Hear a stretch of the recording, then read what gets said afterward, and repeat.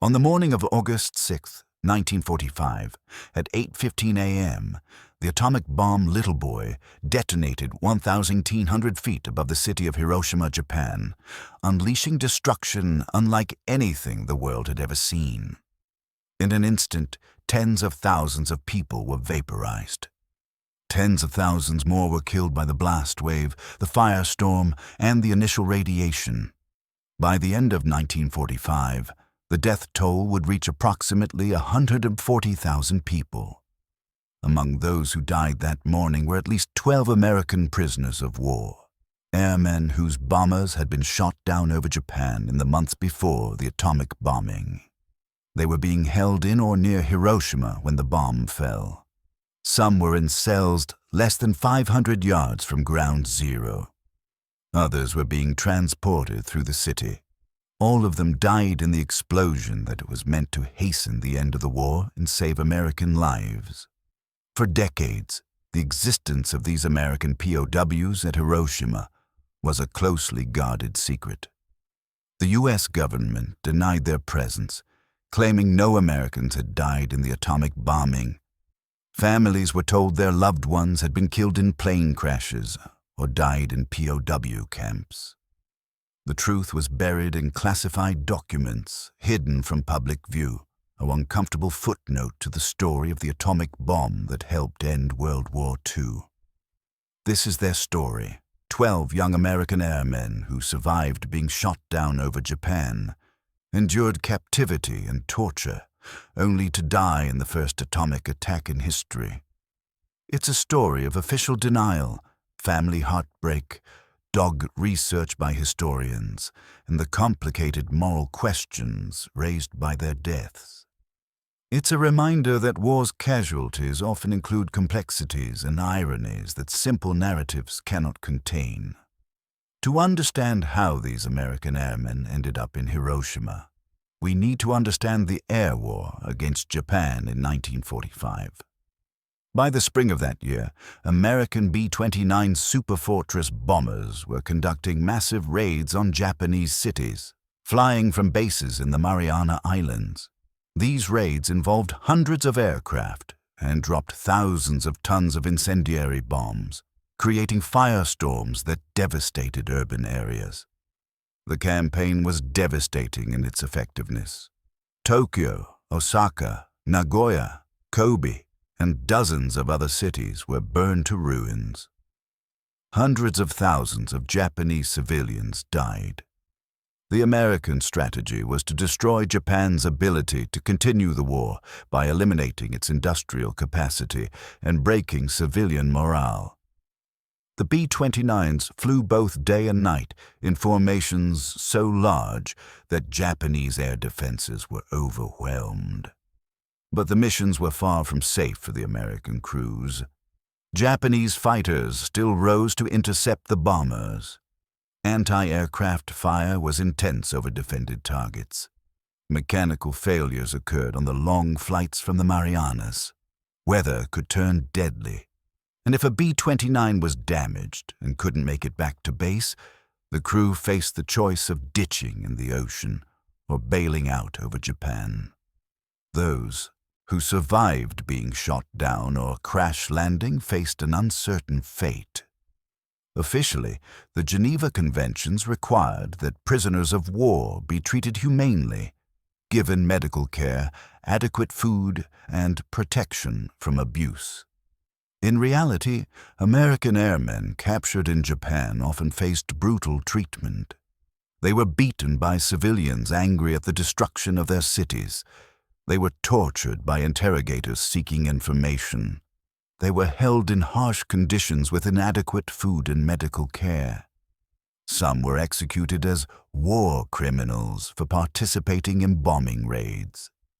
By the summer of 1945, hundreds of American airmen were being held in POW camps across Japan.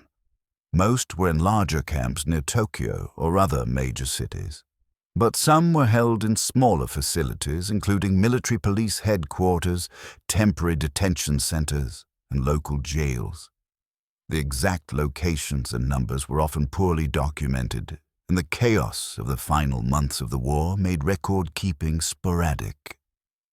Several groups of American prisoners ended up in Hiroshima, a city that had been largely spared from the devastating firebombing raids that had destroyed so many other Japanese cities.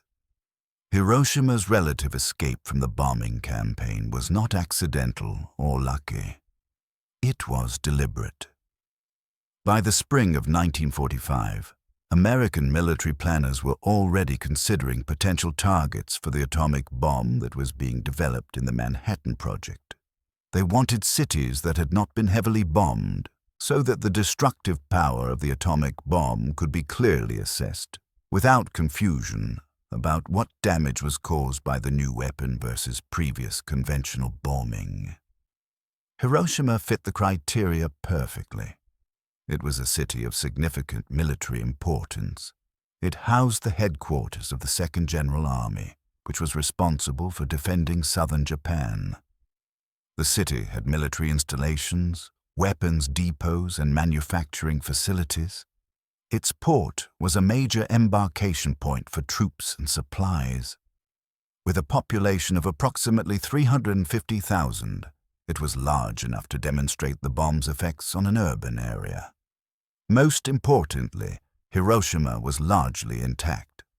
While other Japanese cities had been reduced to ash and rubble by B-29 raids, Hiroshima remained relatively undamaged. American planners specifically removed it from the target lists for conventional bombing raids, preserving it as a potential atomic bomb target. This meant that by July 1945, Hiroshima was one of the few major Japanese cities that hadn't been devastated by air raids. For the military authorities in Hiroshima, this relative safety made it a logical place to temporarily hold prisoners, including American airmen, who might otherwise be vulnerable in cities under constant aerial attack. It was a tragic irony. American prisoners were being held in Hiroshima partly because it had been spared from American bombing. Neither the prisoners nor their Japanese captors knew that the city was being preserved for destruction by a weapon that would make conventional bombing look insignificant. Identifying the American POWs who died at Hiroshima has been difficult. Official U.S. records denied their existence for decades. Japanese records from the period are incomplete and often destroyed in the chaos of the war's end. Researchers have had to piece together evidence from multiple sources: Japanese police records, survivor testimonies, unit histories, missing aircraft reports, and family accounts. What we know is that at least 12 American airmen were in or near Hiroshima when the atomic bomb exploded. They came from several different B-29 crews whose aircraft had been shot down in the weeks and months before August 6, 1945. Let me tell you about some of them. Lonnie Savadkin was a 20-year-old waist gunner from New Jersey, flying with the 29th Bomb Group. His B-29, Lonesome Lady, was shot down on July 28, 1945, during a raid on the Kawasaki aircraft factory near Kobe. 8 crew members parachuted from the burning aircraft. Savadkin was captured almost immediately after landing. He was beaten by civilians and turned over to the military police. Within days, he was transported to Hiroshima and held at the Chugoku Military Police Headquarters, less than 500 yards from where the atomic bomb would detonate. Ralph Neal was a 23-year-old aircraft commander from Kansas.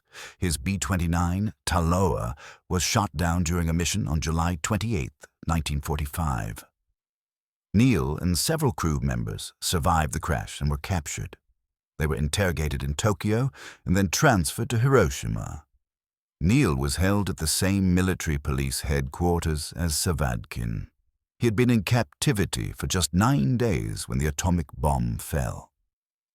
Normand Brissett was a 21-year-old navigator from Massachusetts. His B-29 was shot down on July 28th during the same mission that claimed Savadkin's aircraft. Brissett parachuted into the ocean and was rescued by Japanese fishermen. He was held briefly in a local jail where he was beaten and interrogated before being transferred to Hiroshima. He arrived at the Chugoku Military Police Headquarters on August 5th, less than 24 hours before the atomic bomb was dropped. John Long was a bombardier from Texas. His B-29 was hit by anti-aircraft fire during a raid in late July. The aircraft crash-landed, and Long was captured along with several crew members. Japanese records indicated he was transferred to Hiroshima and held at the military police headquarters. He was 22 years old. Julius Molnar was a 26-year-old flight engineer from Ohio. His aircraft was shot down, and he was captured after parachuting into a rural area. He was beaten by civilians before military authorities took custody. He was interrogated about B-29 tactics and aircraft capabilities before being sent to Hiroshima. These men and at least 7 others whose identities have been confirmed or strongly suspected were held at the Chugoku Military Police Headquarters, a wooden building located in downtown Hiroshima, approximately 400 meters from Ground Zero. The building housed a jail in its basement where military prisoners were held. The cells were small, dark, and poorly ventilated. The prisoners received minimal food, usually rice and thin soup. They were interrogated regularly, and beatings were common. Some of the prisoners had serious injuries from when their aircraft went down. Medical care was minimal or non-existent. They were weak from inadequate food, suffering from their injuries and the beatings they had endured, and uncertain of their fate. They knew that some captured American airmen had been executed, and they had no way of knowing if they would face the same fate. None of them knew that Hiroshima was about to become the test site for a weapon that would change warfare forever. The days before August 6, 1945 were tense throughout Japan. The country was clearly losing the war. The Soviet Union had declared war on Japan on August 8th, though this was still in the future from the prisoners' perspective. American B-29s roamed the skies almost unopposed. Naval bombardment was hitting coastal areas. The situation was desperate, and everyone knew it. For the American prisoners in Hiroshima, each day was an ordeal of survival. They were held in small cells, sometimes alone, sometimes with other prisoners. They were given barely enough food to survive. They were interrogated repeatedly about B-29 tactics, American military plans, and anything else their captors wanted to know. Those who refused to answer or who gave unsatisfactory answers were beaten. The Japanese guards and interrogators at the Chugoku Military Police Headquarters were professional military police, not frontline combat troops. Their job was to extract information from prisoners and maintain security. They followed procedures and regulations, however harsh those might be. There's no evidence that they were particularly cruel by the standards of Japanese military police of that era, but the standards themselves were brutal. The prisoners tried to maintain their morale and look after each other as best they could. Those who were in cells together talked quietly, sharing information about their units, speculating about the progress of the war, and trying to keep hope alive. They knew that if Japan surrendered, they would likely be freed, but they also knew that if the Japanese decided to execute prisoners rather than let them be liberated, there would be nothing they could do about it. On the night of August 5-6, nothing seemed unusual. Air raid sirens had sounded several times in recent days as American aircraft passed over or near Hiroshima, but no bombs had fallen on the city. The prisoners had no way of knowing that a single B-29, the Enola Gay, was being loaded with an atomic bomb at Tinian Island, or that Hiroshima had been selected as the primary target. The morning of August 6th began like most others at the Chugoku Military Police Headquarters. Prisoners were given their meager breakfast, a small bowl of rice and some soup. Guards made their rounds. Interrogations were scheduled for later in the morning. At approximately 7 a.m., an air raid alert was sounded. A single B-29 had been detected approaching Hiroshima. This was the weather reconnaissance aircraft that was checking conditions over the primary target. The all-clear was sounded about 20 minutes later when the aircraft departed without dropping bombs. At 8:09 a.m., the Enola Gay, along with 2 observation aircraft, appeared over Hiroshima. Some people on the ground saw the 3 aircraft and assumed they were reconnaissance planes or perhaps a small precision bombing mission. No air raid alert was sounded. 3 aircraft didn't seem to warrant one. At 8:15 a.m. in 17 seconds, the atomic bomb Little Boy was released from the Enola Gay at an altitude of 31,000 feet. It fell for 43 seconds before detonating at approximately 900 feet above the city. The detonation point was almost directly above the Shima Surgical Clinic, near the Aioi Bridge in downtown Hiroshima. The Chugoku Military Police Headquarters, where the American prisoners were being held, was approximately 400 meters, about 1,300 feet, from ground zero, well within the zone of total destruction. The atomic bomb released energy equivalent to approximately 15,000 tons of TNT. At the moment of detonation, the temperature at ground zero reached several thousand degrees Celsius. The thermal radiation flash lasted only a few seconds, but was intense enough to instantly carbonize human beings, set fires miles away, and melt roof tiles. The blast wave followed milliseconds later, traveling outward from the detonation point at supersonic speed. Within 400 meters of ground zero, the overpressure was sufficient to completely destroy all but the most heavily reinforced concrete structures. Wooden buildings, including the Chugoku Military Police Headquarters, were obliterated. The building and everything in it, guards, staff, prisoners, were crushed and incinerated in an instant. The American prisoners had no warning, no chance to seek shelter, no opportunity to protect themselves. One moment they were in their cells, perhaps talking to each other, perhaps wondering what the day would bring. The next moment they ceased to exist, killed instantly by the blast wave and thermal radiation of the world's first atomic attack. They were among the first to die that morning, but they would not be the last. The blast wave continued outward, destroying buildings, killing tens of thousands. The thermal radiation started fires across the city. A firestorm developed, consuming everything in its path. Radiation sickness would claim thousands more in the days and weeks to come. By the end of that first day, at least 80,000 people were dead. By the end of 1945, the death toll would reach approximately 140,000. Among them were at least 12 young American airmen who had survived being shot down, endured captivity and torture, only to die at ground zero of the atomic blast. In the chaos following the atomic bombing, the deaths of 12 American prisoners were not noticed or recorded. The Chugoku Military Police Headquarters was completely destroyed. Everyone inside was killed instantly. The building was reduced to rubble and ash. No recognizable remains could be identified.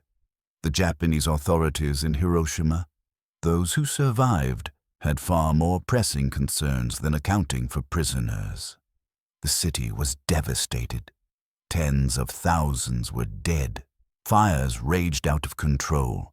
Medical facilities were overwhelmed or destroyed. Communications were down. The entire governmental and military structure of the city had been shattered. In the days after the bombing, as Japanese authorities began to assess the damage and try to restore some order. They had neither the resources nor the inclination to investigate what had happened to the small number of American prisoners who had been held in the city. The records of the Chugoku Military Police Headquarters were destroyed along with the building. The personnel who would have known about the prisoners were dead. American authorities, meanwhile, had no idea that American POWs had been in Hiroshima. The decision to drop the atomic bomb had been made at the highest levels of government and military command, but the operational planning had not included a thorough check of whether American prisoners might be in the target city. The assumption, insofar as anyone considered the question, was that POWs would be held in established camps well away from major target cities. When the Enola Gay returned to Tinian and the crew was debriefed, no one asked if there might have been American prisoners in Hiroshima. The focus was on the success of the mission and the devastating effects of the atomic bomb. Reports were sent up the chain of command describing the destruction, estimating casualties, and assessing the weapon's effectiveness.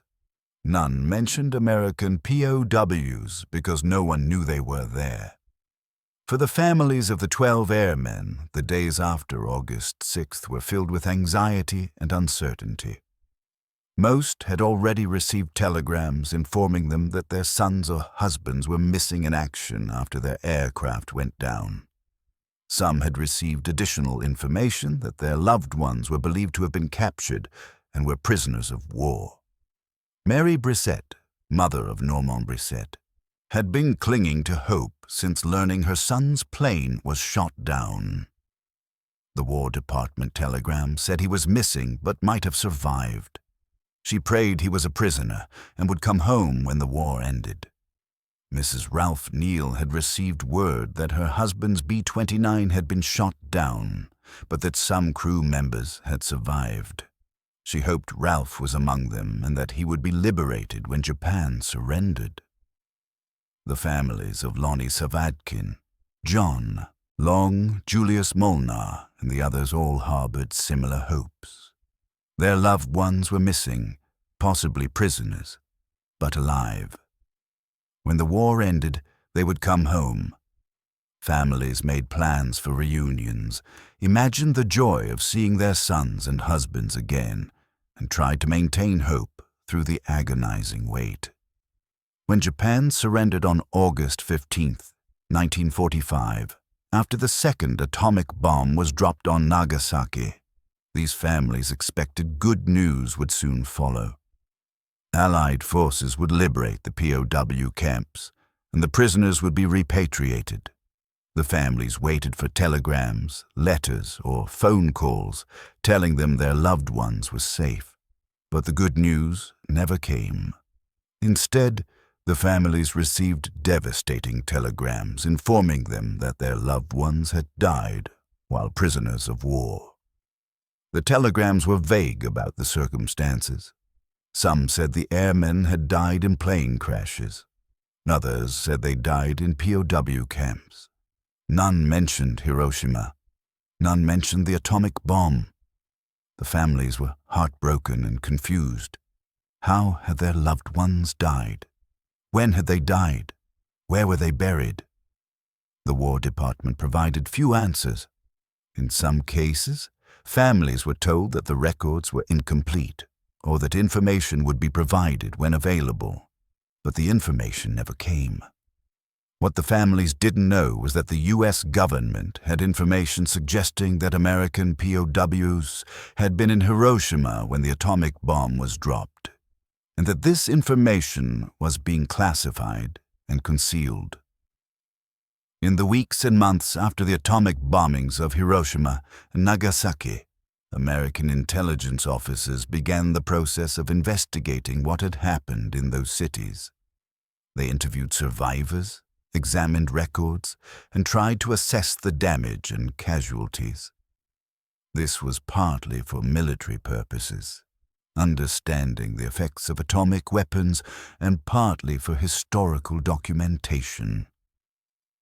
During these investigations, some evidence began to emerge that American prisoners of war might have been in Hiroshima at the time of the bombing. Japanese officials mentioned that there had been American prisoners held at the Chugoku Military Police Headquarters. Some survivors reported seeing American airmen being marched through the city shortly before the bombing. This information was immediately classified. Reports mentioning American POWs in Hiroshima were stamped secret or top secret and restricted to a small number of officials. The reason for the classification was obvious. The revelation that American prisoners had been killed by an American atomic bomb would be devastating to public support for the use of atomic weapons and would raise uncomfortable moral questions about the bombing. The decision to drop atomic bombs on Japanese cities had been controversial even within the government and military. Some officials and scientists had argued for a demonstration of the bomb's power rather than using it on a populated city. Others had argued that the bomb should only be used on military targets with minimal civilian casualties.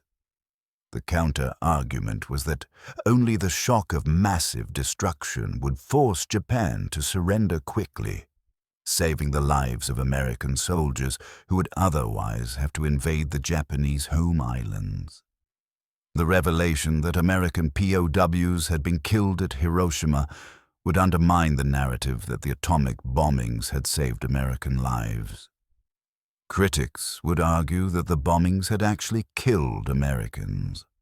The political and public relations consequences would be severe. So the decision was made to keep the information classified. Families of the dead airmen were not told the truth. Official records were altered or destroyed. When researchers or journalists asked questions about American POWs in Hiroshima, they were told no Americans had died there. The cover-up was comprehensive and effective. For more than 30 years, the U.S. government maintained the official position that no American prisoners of war had been killed at Hiroshima. This denial was repeated in official histories, in responses to Freedom of Information Act requests, and in communications with families of the missing airmen. The families, meanwhile, struggled with incomplete and contradictory information. They knew their loved ones had been shot down and likely captured. They had been told their loved ones died in captivity, but the details were vague and unsatisfying. Some families suspected there was more to the story, but had no way to investigate further. A few researchers and journalists became interested in the question of whether Americans had died at Hiroshima. They found tantalizing hints in Japanese records and survivor testimonies, but American official records consistently denied any American POW presence in the city. Without access to classified documents, they couldn't prove their suspicions. The situation began to change in the 1970s as a result of several factors. First, the Freedom of Information Act, passed in 1966 and strengthened in the 1970s, made it more difficult for the government to keep information classified indefinitely. Researchers began filing FOIA requests for documents related to Hiroshima and American POWs. Second, American-Japanese relations had normalized and improved. Japanese researchers and historians were now cooperating with their American counterparts, sharing information and documents. Japanese survivors of Hiroshima were being interviewed extensively, and some mentioned seeing American prisoners in the city before the bombing. Third, a generation had passed since the war. The political sensitivities around the atomic bombings, while still significant, were not as acute as they had been in the immediate post-war years. There was more willingness to examine uncomfortable aspects of the bombing's history. Two researchers would be instrumental in uncovering the truth about the American POWs at Hiroshima. American historian Barton, Bernstein, and Japanese researcher Shigeaki Mori. Barton Bernstein, a professor at Stanford University, had been studying the decision to drop the atomic bombs for years. In the late 1970s, he began investigating reports that American POWs might have been in Hiroshima. Through FOIA requests, he obtained declassified documents that strongly suggested American prisoners had indeed been held in the city at the time of the bombing. Bernstein found intelligence reports from shortly after the bombing that mentioned American POWs at the Chugoku Military Police Headquarters. He found references to investigations that had been conducted, but whose results had been classified. He found internal memoranda discussing the political sensitivities of the issue. The documents didn't provide complete proof. Many records had been destroyed, but they provided strong, circumstantial evidence. Bernstein published his findings in academic journals in the early 1980s, arguing that the U.S. government had known about American POWs at Hiroshima and had covered up this information. His work received some attention, but didn't immediately break through to mainstream public awareness. Meanwhile, in Hiroshima, a researcher named Shigeaki Mori had been conducting his own investigation. Mori, who had been a child in Hiroshima during the war, had heard stories from survivors about American prisoners in the city. As an adult, he became obsessed with documenting their stories and identifying the American airmen who had died. Mori spent decades researching. He interviewed hundreds of survivors, searched through Japanese police records and military documents, tracked down former guards and interrogators, and pieced together information from fragmentary sources. He identified B-29s that had been shot down, tracked the fates of their crews, and connected the dots between missing American airmen and reports of prisoners in Hiroshima. His work was painstaking and often frustrating. Records were incomplete or destroyed. Memories were unreliable after so many years. The subject was sensitive in Japan. Some people didn't want to talk about American prisoners or what had happened to them, but Mori persisted. By the 1990s, Mori had compiled compelling evidence that at least 12 American airmen had been in Hiroshima when the atomic bomb was dropped. He had identified most of them by name, determined which aircraft they had flown on, and documented their capture and transfer to Hiroshima. His research was remarkably thorough, conducted without institutional support or funding, driven purely by his determination to tell these men's story. Mori's work eventually connected with American researchers, including Bernstein.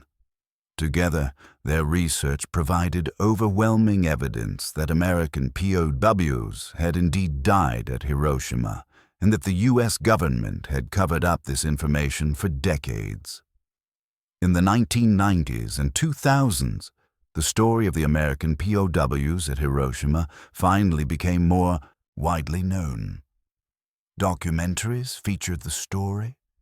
Books about the atomic bombings included sections on the American prisoners.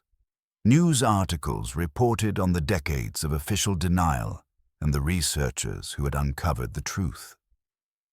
For the families of the dead airmen, the revelation was bittersweet. After decades of uncertainty and vague official explanations, they finally knew what had happened to their loved ones. But the knowledge came with profound bitterness. The government had lied to them for more than 50 years. Some families were contacted by researchers and journalists in the 1990s and 2000s, finally learning the truth about how their relatives had died. The conversations were often emotional. Children who had been babies or not yet born when their fathers died learned that they had died at Hiroshima. Elderly widows learned that their husbands had been killed by an American bomb. Mary Brissette, mother of Normand. Brissette lived until 1992 without knowing the full truth about her son's death. She went to her grave believing he had died in a POW camp under unknown circumstances. Her family learned the truth about Hiroshima only after her death. Other families reacted with anger. They felt betrayed by their government's deception. They believed their loved ones deserved to have their full story told, including the ironic and tragic circumstances of their deaths. Some families advocated for official recognition and memorials. The U.S. government's response to the revelations was limited. Officials acknowledged that American POWs had likely died at Hiroshima, but maintained that this information had not been deliberately concealed from families, a claim that the documentary evidence contradicted. There was no official apology, no investigation into the cover-up, no systematic effort to contact all the families. While official recognition was slow in coming, Shigeaki Mori continued his work. He had devoted much of his adult life to researching and honoring the American POWs who died at Hiroshima.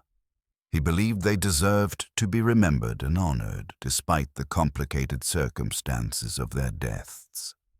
Mori worked with the Hiroshima Peace Memorial Museum to include information about the American POWs in their exhibits. He advocated for a memorial specifically honoring these men. He reached out to American veterans organizations and the families of the dead airmen, building connections across the decades and across the Pacific. In 1998, a memorial stone was placed in the Hiroshima Peace Memorial Park, specifically honoring the American, British, and Dutch POWs who died in the atomic bombing. The memorial was modest, a small stone plaque, but it represented official recognition that Allied prisoners had died at Hiroshima.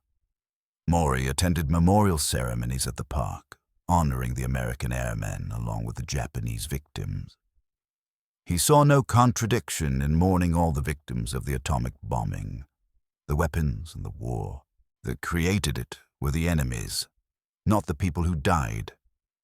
In 2016, when President Barack Obama became the first sitting U.S. president to visit Hiroshima, Mori was invited to attend the ceremony.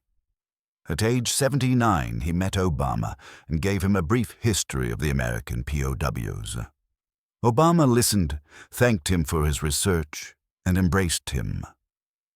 The moment, captured in photographs, symbolized a kind of reconciliation, acknowledgement of the complicated truth about Hiroshima that included American victims. Mori's research has been recognized in both Japan and the United States. He received awards from veterans organizations, historical societies, and peace groups. But more important to him than awards was the knowledge that he had given names and stories to men who had been forgotten, and that their families finally knew the truth. The revelation that American POWs died at Hiroshima raises profound and uncomfortable moral questions that continue to be debated. First, did American planners know, or should they have known, that American prisoners were in Hiroshima? The evidence suggests that specific, actionable intelligence about POW locations in Hiroshima was not available to those making the decision to drop the bomb. However, it was known that American POWs were held throughout Japan, including in cities that might be targets. The question of whether more should have been done to locate and account for POWs before launching the atomic attacks remains contentious. Second, if planners had known about the POWs, should it have changed the decision to bomb Hiroshima? This is perhaps the most difficult question. 12 American lives weighed against the hundreds of thousands of Japanese lives in Hiroshima, or against the potentially millions of casualties, American and Japanese, that might have resulted from an invasion of Japan. How does one make such calculations? Different people reach different conclusions. Third, was the cover-up of the POW's presence at Hiroshima justified? Here the moral answer seems clearer. Lying to the families of the dead airmen for decades was indefensible. Whatever the political sensitivities, Families deserved to know how their loved ones died. The cover-up compounded the tragedy and represented a betrayal of the men who died and the families who mourned them. Fourth, what does the fate of these 12 men tell us about the use of atomic weapons?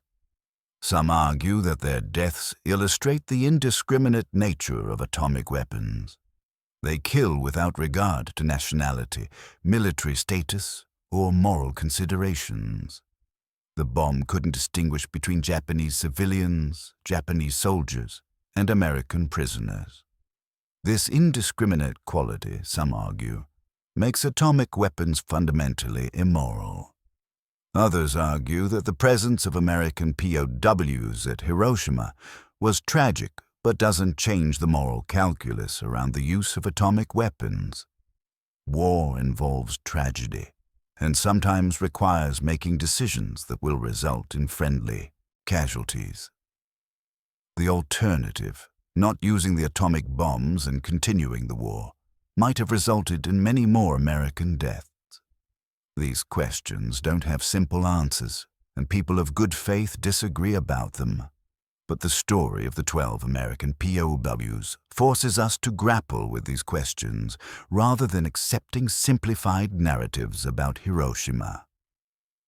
The 12 American airmen were not the only Allied prisoners of war in Hiroshima on August 6, 1945. Research has revealed that a small number of British and Dutch POWs were also in or near the city and likely died in the bombing. Additionally, there were approximately 20,000 Korean forced laborers in Hiroshima at the time of the bombing. These were men who had been conscripted from Korea, then under Japanese colonial rule, and brought to Japan to work in factories and construction. They were not technically POWs, but they were not free workers either.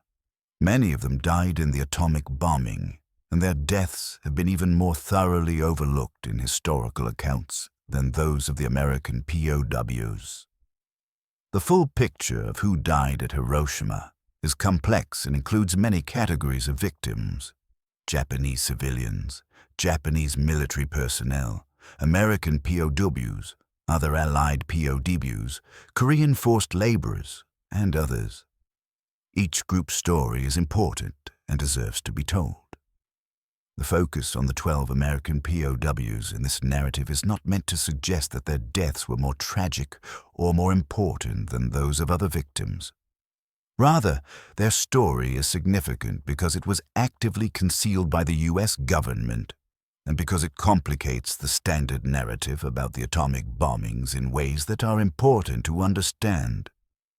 Beyond the numbers and the political controversies, it's important to remember that each of the 12 American POWs was an individual with a life story, a family, hopes and dreams that were cut short. Lonnie Savadkin, the 20-year-old waist gunner from New Jersey, had enlisted in the Army Air Forces after graduating from high school. He wanted to serve his country and have an adventure before settling down. He wrote letters home describing his training, his crew, and the camaraderie of military service. His last letter, written before his final mission, told his parents not to worry. He'd be home soon. He had been in captivity for just 9 days when he died at Ground Zero. Ralph Neal, the 23-year-old aircraft commander from Kansas, was married and had a young daughter he had never met. She was born while he was overseas. He carried a photograph of his wife and the baby in his flight suit. The photograph was never recovered. His widow raised their daughter alone, telling her that her father had died in the war, but never knowing until decades later exactly how he had died. Norman Brissett, the 21-year-old navigator from Massachusetts, was the youngest of 5 children and the only son. His sisters doted on him and wrote him frequent letters that he treasured.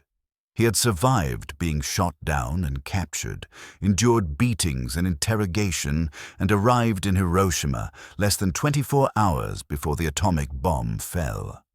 His family spent decades wondering about the circumstances of his death. John Long, the bombardier from Texas, had grown up on a ranch and joined the military, seeking excitement and a chance to see the world. He excelled in bombardier training and was proud of his skill. He never imagined he would end up on the receiving end of the ultimate bomb. He was 22 when he died. Julius Molnar. At 26, was one of the older members of his crew and acted as a mentor to younger airmen. A flight engineer, he was known for his technical skill and his calm demeanor in emergencies. He had survived his aircraft being shot down through a combination of skill and luck, only to find that his luck ran out in Hiroshima. The other 7 American POWs who died at Hiroshima have similar stories. They were young men, mostly in their early 20s, who had volunteered or been drafted to serve their country. They had trained for combat, flown dangerous missions, survived being shot down, and endured captivity. Each had a family who loved them and mourned their loss. Each had a future that was erased in an instant on the morning of August 6, 1945. The story of the American POWs at Hiroshima invites comparisons to other incidents where friendly fire or accidents resulted in American casualties. In any war, some percentage of casualties are caused by friendly fire, accidents, or other non-enemy action. This is a tragic but inevitable aspect of combat. However, the Hiroshima case is different in several important ways. First, the scale of the weapon and the certainty of its effects meant that anyone in Hiroshima would die. There was no possibility of survival at ground zero. Second, the decision to use the atomic bomb was made at the highest levels of government, not in the heat of combat.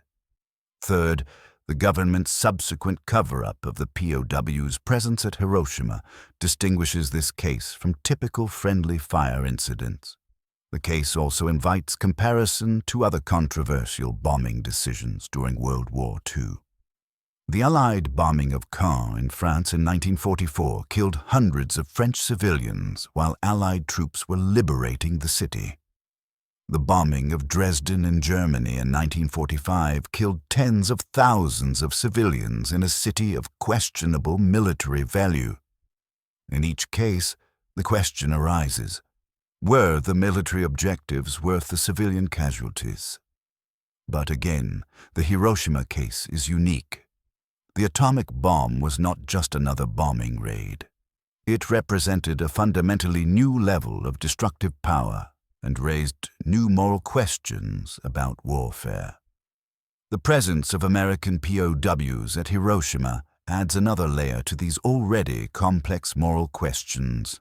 Today, more than 75 years after the atomic bombing of Hiroshima, the story of the 12 American POWs continues to resonate. It has been featured in documentaries, books, articles, and museum exhibits. Shigeaki Mori's research has been widely recognized and praised. For the families of the dead airmen, the legacy is personal and painful. Most of the immediate family members, parents, siblings, spouses, have now passed away. But children and grandchildren of the POWs have learned their family history and grapple with its meaning. Some have visited Hiroshima to see the memorial and the place where their fathers or grandfathers died. For historians, the story illustrates the importance of archival research and the danger of accepting official narratives without question. The decades-long cover-up of American POWs at Hiroshima shows how governments can conceal uncomfortable truths and how persistent researchers can uncover them. For those interested in the ethics of warfare, the story provides a case study in moral complexity. The decision to drop the atomic bomb, already controversial, becomes even more complicated when we know that Americans died in the blast. The story doesn't resolve the debate about whether the bombing was justified, but it adds important context that must be considered.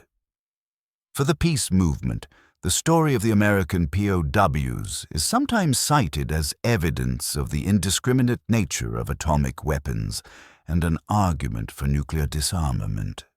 If atomic weapons can't distinguish between enemy soldiers and American prisoners, the argument goes, they should never be used. For others, the story is a reminder of the human cost of war, that behind every statistic, every casualty figure, there are individual human beings with stories, families, and lives cut short.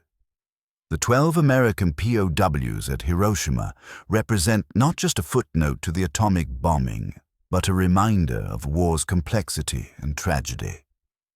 In recent years, there have been efforts to ensure that the American POWs who died at Hiroshima are properly remembered and honored. The Hiroshima Peace Memorial Museum includes information about them in its exhibits. The memorial stone in the Peace Memorial Park honors them alongside other Allied POWs. In the United States, some veterans organizations and military history groups have held memorial services and educational events about the American POWs at Hiroshima. These events serve both to honor the dead airmen and to educate younger generations about this little-known aspect of World War II history. Some descendants of the POWs have traveled to Hiroshima to attend memorial ceremonies and meet with Shigeaki, Mori, and other Japanese who have worked to preserve the airmen's memory. These meetings have been emotional and meaningful, representing a form of reconciliation between former enemies. The question of how to remember the American POWs at Hiroshima is complicated by the broader question of how to remember Hiroshima itself. Is Hiroshima primarily a story of American military victory and Japanese defeat? Is it a story of civilian suffering and the horrors of atomic warfare? Is it a warning about nuclear weapons and an argument for peace? The presence of American victims in Hiroshima complicates all these narratives. Perhaps the most meaningful approach is to remember all the victims of Hiroshima: Japanese civilians, Japanese soldiers, American POWs, Korean forced laborers, and others, as human beings whose lives were cut short by war and by weapons that made no distinction between combatants and non-combatants, between enemies and allies. Their deaths remind us of war's ultimate tragedy. It destroys everyone it touches, regardless of nationality or uniform. The 12 American POWs who died at Hiroshima are no longer forgotten. Thanks to the dedicated research of historians like Barton, Bernstein, and Shigeaki Mori, their story has been recovered from classified files and fading memories. Their names are known. Their service is honored. Their families have learned the truth.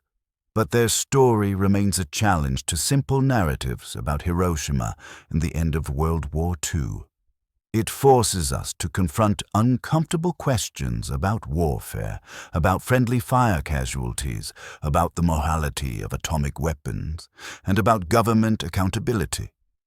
These 12 young men, Lonnie Savadkin, Ralph Neal, Normand Brissett, John Long, Julius Molnar, and 7 others, did not die attacking Japan.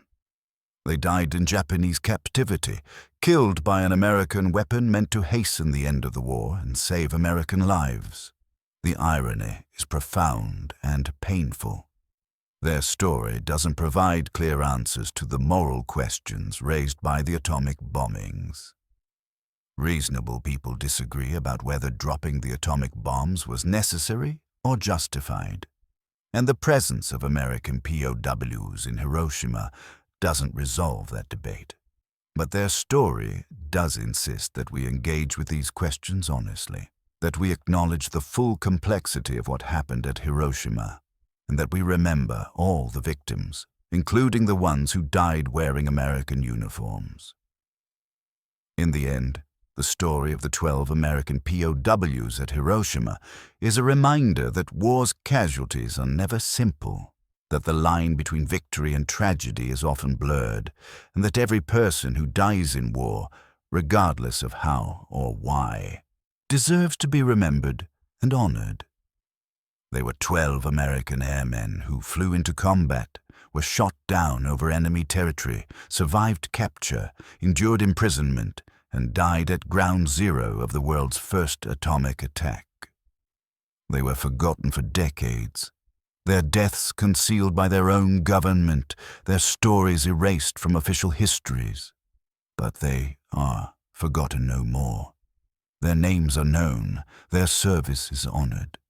Their sacrifice is remembered, and their story continues to challenge us to think deeply about war, morality, and the human cost of the decisions nations make. In Hiroshima, at the Peace Memorial Park, a small stone memorial stands among the many monuments to the victims of the Ishi's atomic bombing. On it are inscribed the names of Allied prisoners of war who died on August 6, 1945. Among those names are 12 Americans, young men who died far from home, in ways they never could have imagined, their lives cut short in an instant of blinding light and unimaginable heat. They rest now in Hiroshima, remembered at last, their story finally told. May their memory be a blessing, and may their story inspire us to work for a world where such weapons are never used again, where no one, friend or foe, dies in the flash of atomic fire. They were 12 American POWs at ground zero. They will be forgotten no more.